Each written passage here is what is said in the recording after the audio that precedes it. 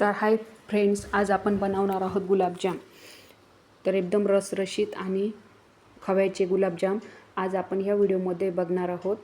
तर व्हिडिओ शेवटपर्यंत नक्की बघा आणि व्हिडिओ आवडला असेल तर लाईक करा, शेअर करा, कमेंट करायला विसरू नका.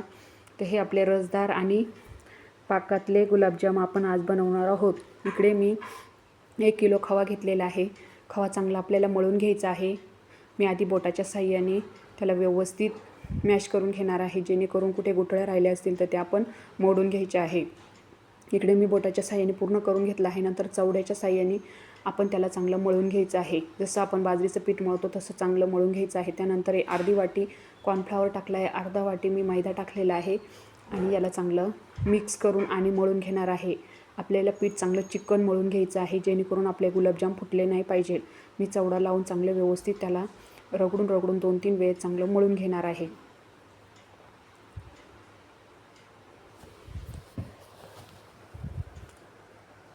आता मी हे 2 ते 3 वेळेस चांगलं मळून घेतलेलं आहे.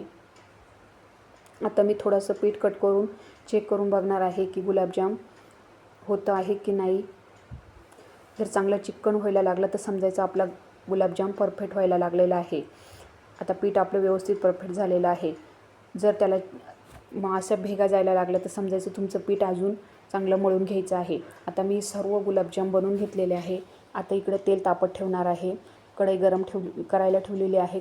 गरम झाले की मी एक चेक करून बघणार आहे. तर मी आतमध्ये टाकले आहे गुलाबजाम. आता आपल्याला गुलाबजाम तळून घ्यायचे आहे. तेल थोडंसं गरम होऊ द्यायचं आहे. खूप पण गरम नाही होऊ द्यायचं, नाहीतर वरील गुलाबजाम भाजेल आणि आतमध्ये कच्चाच राहील. त्याच्यामुळे तेल हे मीडियम आकारामध्ये तापून घ्यायचं आहे. आता आपला हा थोडासा मी तेल टाकलं आहे आणि मंद आचेवर मस्तपैकी गुलाबजाम गोल्डन ब्राऊन होसपर्यंत तळून घेणार आहे. आता याला हलकासा मस्त रंग आलेला आहे. तर हे बघा, अशा पद्धतीचे तुम्ही गुलाबजाम तळून घ्यायचे आहे. आता मी याला प्लेटमध्ये काढून घेणार आहे.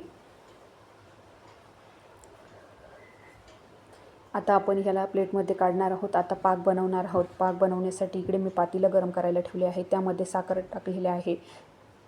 साधारण 4 ते 5 वाट्या मी साखर घेतलेली आहे. त्यानंतर पाणी घेणार आहोत. ज्या पातेल्याने मी मोजून घेतलं होतं त्या पातेल्याने मी पाणी टाकून घेणार आहे. आता आपण ह्या गुलाबजामच्या याला पाक होऊ द्यायचा आहे. ते याला शिजू द्यायचं आहे. मस्त घट्टसर पाक बनवून घ्यायचा. आता याच्यामध्ये मी वेलदोडे टाकणार आहे. थोडेसे ठेसून घ्यायचे आहे.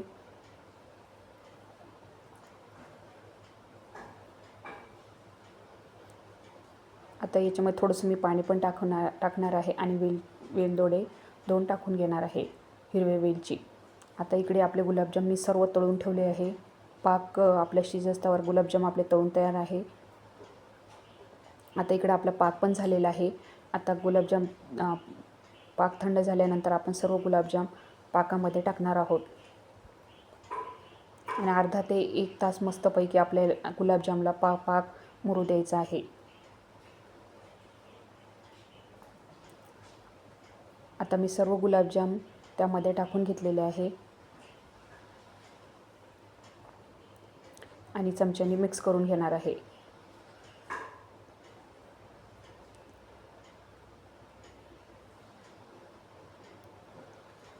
आता इकडं मस्तपैकी मुरले आहे आपले पाकामध्ये. तर मी मिक्स करून घेणार आहे आणि खाण्यासाठी आपल्याला गुलाबजाम तयार आहे. तर व्हिडिओ कसा वाटला कमेंटमध्ये नक्की सांगा. लाईक करा, शेअर करा